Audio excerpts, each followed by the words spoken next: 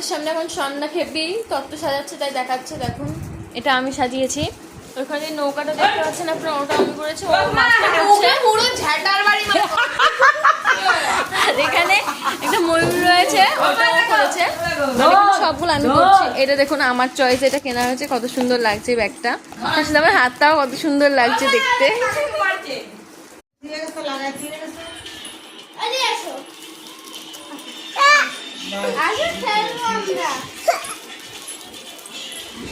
দেখি